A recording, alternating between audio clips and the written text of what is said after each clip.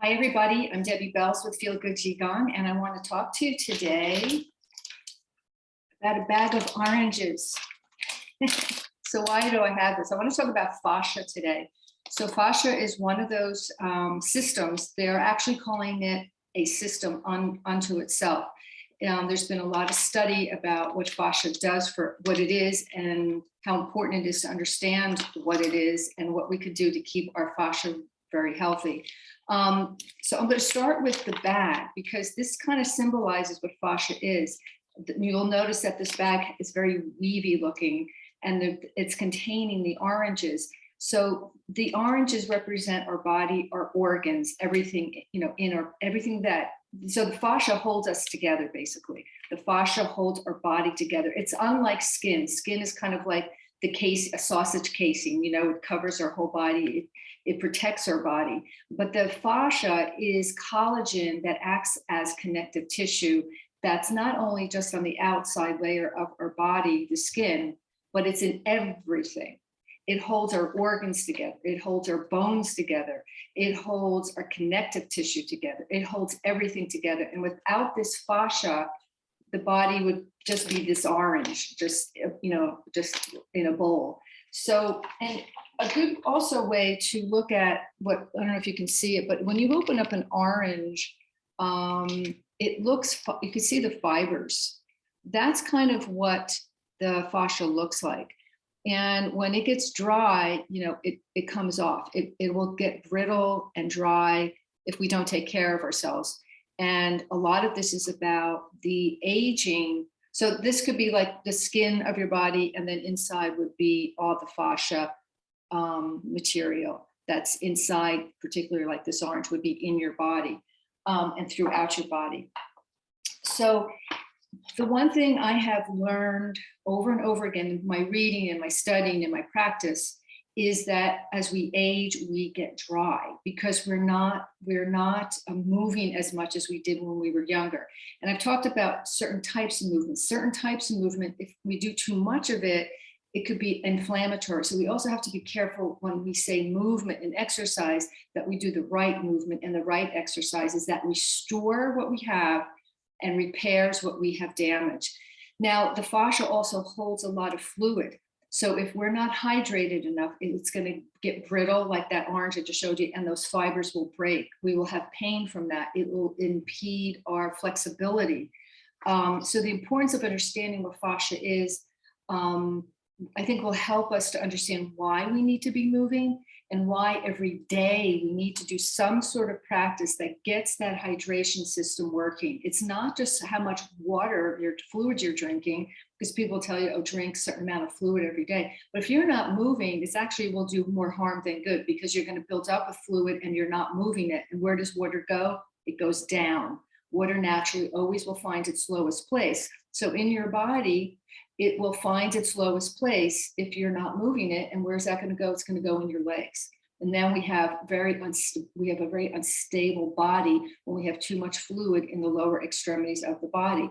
So all these practices about circulating, getting the pump, the hydraulic pump, is to create this fluid. Since we're 60% fluid, which is more, we have more fluid than mass. Then you're starting to get that circulation going. Now you're starting to hydrate your system. So think of fascia as those follicles of this web. And it will look like this web. This is like blowing it up. And it should have this pattern of a web. When you're under stress, when you're too dry, when you've maybe have an injury or surgery, the web will start to tear, or it will start to disform. And that's where the problem comes in of pain and soreness. And the other thing why we want to move, especially when we get up in the morning, is to bring heat to the surface of the skin. It's kind of like when you have a thing of clay, it's soft, it's pliable, it can move. You look at a china cup, it's very hard.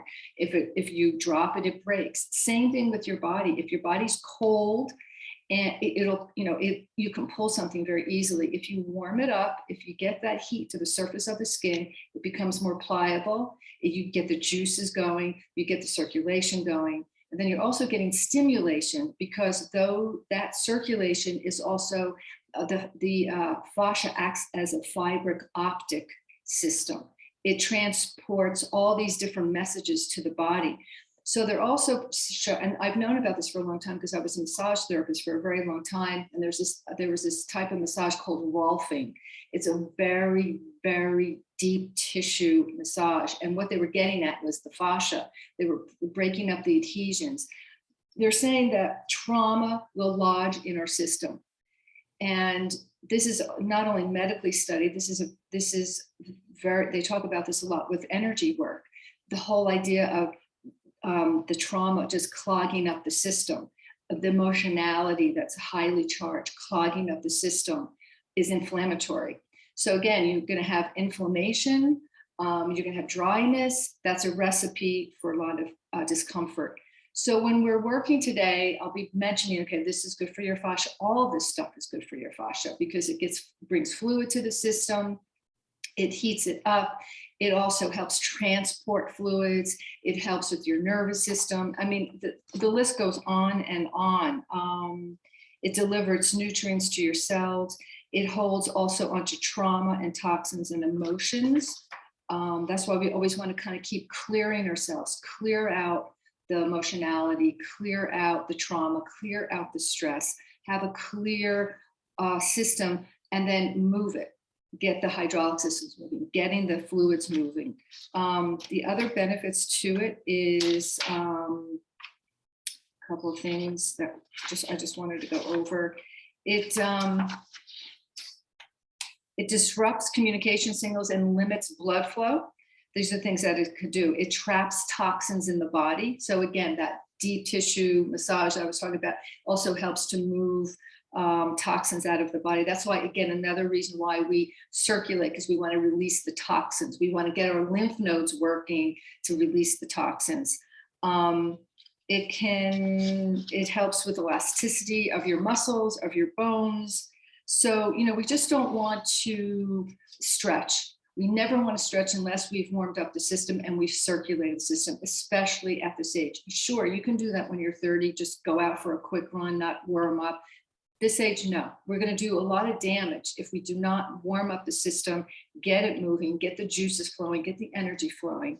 And that dehydration is really important, that we hydrate our body, moving and also taking in fluids. So that's kind of fascia in a kind of short explanation of it, but it's a really interesting system to understand, for yourself. And I think for me, I know when I understand these systems, then I have a reason for doing this stuff. Like I'm not just shaking for any old reason. I'm not just tapping for any old reason. There's a reason why I'm doing this.